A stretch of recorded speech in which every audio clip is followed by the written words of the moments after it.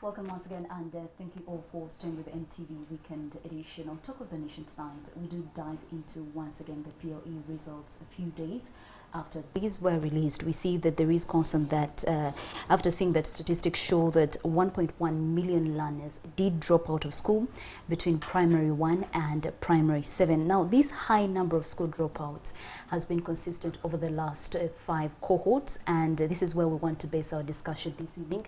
In our studios, we have Mr. Musa Mugoya, who is the Program Officer with the Initiative for Social and Economic Rights. A very good evening, and thank you so much for joining us tonight. Good evening, Sandra, and thank you very much for hosting me, and also good evening to our viewers.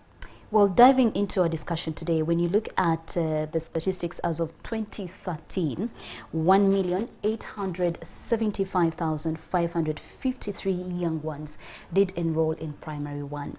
Now, those that sat for their PLE in 2020, it is really the statistics show that we are looking at 736,942.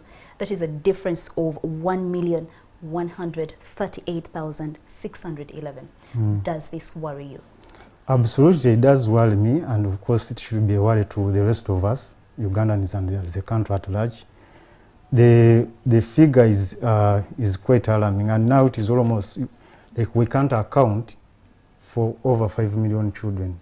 But you know, since the introduction of UPE, and of course since the introduction of UPE in 1997, many children have been falling off the crack. So we need answers. Where are they? I mean, education is an important tool in the development of a nation. If you're having children dropping out of school, there is no way you're going to achieve your aspirations, because at the end of the day, human resource is very key for the growth of an economy. We are also just curious to know which class is the most affected. At what point is it primary 2, primary 4? From your own analysis and interaction with different people, would you be clear on which class sees the highest number of young people dropping off? When you look at the data from Ministry of Education and Sports, it indicates that out of the 10 children that enroll in primary 1, only 3 reach primary 7. That means from the 10 that enroll at primary 1, we lose about 7. We lose about 7. And when you, from the work we do, because that is our daily work, engaging, monitoring education service delivery in the country, when you go to schools, you find that in primary 1, the enrollment is so high. But when you go to starting around primary 5, the number continues reducing. But I think the major issue here, what we should discuss, what is the root cause of this school dropout?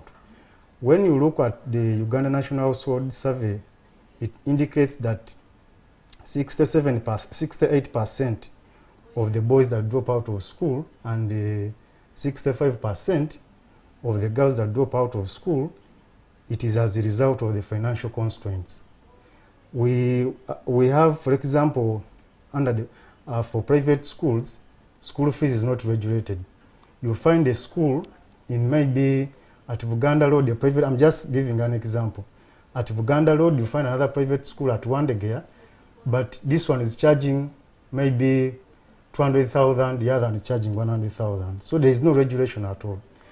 And unfortunately, these children who can't afford the private schools would have been taken up by government schools, those ones which are implementing UPE. However, even those ones are now charging. It's almost right now across the country, each UPE school is charging. They will set up, they will ask all sorts of fees, maybe examination fees, bus fees, development fees. And what is surprising, when you go to such a school and even ask the development for which money has been collected, it cannot be seen. Despite the fact that actually collection of parent and teacher fees were outlawed in UPE, many schools are charging that money. And the reason they say the amount of money given by government in form of capitation grant, I think now it is around 12,000 per learner per year. That is, if you divide by 3 terms, that is 4,000. they say that money is inadequate. And up to now, Ministry of Education, for example, has never given an explanation what informs that allocation. There has never been a study to inform that allocation, to say this is the unit cost required to educate a child in primary and secondary. So the major issue as of now, which is pushing children out of school, it is mainly financial constraints, because their parents cannot afford, and maybe they don't even have the support to provide from wherever. Either maybe someone like any bystander who will come in to support, they are not there. So at the end of the day, they are dropping out.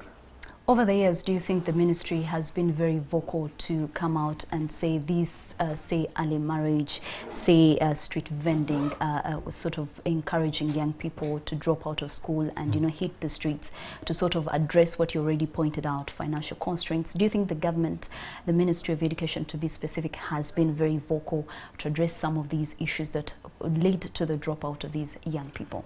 I think, as I've indicated, the solution to address the dropout at a large extent will be to handle the financing of primary education and even secondary education. To make it completely free, is that what you would want? To make it easier for everybody to attain an education? Yes, but that is it. Under the Constitution and even the Education Act, basic education is a right. And it clearly indicates, when you, for example, look at the Education Act, it clearly discerns the responsibilities of the parents and the government. The government reserves the responsibility of financing, so it must provide the required amount of money. But to go to other points which you're raising, the ones of early marriage, of course, other factors which are contributing, you talk about a lack of interest by the pupil, a parent, him or herself deciding to take a child into child labor and early marriage and so on. Those ones, I think it is first of all for the child labor, it is the responsibility of also the parent to ensure that the child is not engaged in child labor. Two, it is also a responsibility of me and you, who usually have some money, and we act selfishly. We take our children to school, but we get other people's children to work on our farms, and even some of us even employ children of even under 12 or under 15 to work for us in our homes. So that is also should be a responsibility of the citizens on their part. But also maybe government can also go ahead and ensure that those ones who employ children, to work, children of school going age, during school time, should be held accountable. So in the short term, general public should stay away from employing young children. They should ideally be in school in the short term. Yes. And in the long term, the government should work towards ensuring that there is free education for every single pupil, every single young person in this country. Actually, yes, I agree for that. In the short term, we should ensure that there are no children employed during school time. So different stakeholders should work together. Yes, but also for the financing, that one should have been done long time ago, because we have been with you. Actually, UPE now is almost older than many people in this country. UPE now, I think, is coming to 24 years, so it has had all the time to do effective planning to ensure that all children are catered for.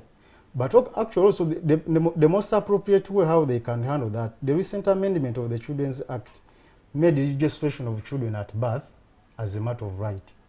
So, and right now, since we are implementing program-based budgeting, it would be good for Ministry of Health, Ministry of Education, Ministry of Gender to come together, National Planning Authority, WUBOS and so on, to come together and they build a very strong and robust data collection system, such that when a child is registered at birth, they have that database. Because if, for example, you have registered and you know the number of children who have been born this year, you will know the number that will require you to put in place measures to accommodate them in 2017. Because under our arrangement, they say the child should enroll in primary one at the age of 6. So I think that will be the appropriate way. Once you have that data, it will enable them, government to do effective planning and find the resources that are needed. But also the other issue will be to, in the short term, of course, they also have to register even these ones who are there. to deal with the challenge of tracking even the dropouts. Yes. Right now, what happened in Sandwa is that if I've been attending Sandwa Primary School and I leave and join Mugoya Primary School, I'll be counted as a dropout because there is no mechanism That shows that you moved from one school to yes, another. to another. The other issue will also be to ensure that there is regulation of school fees.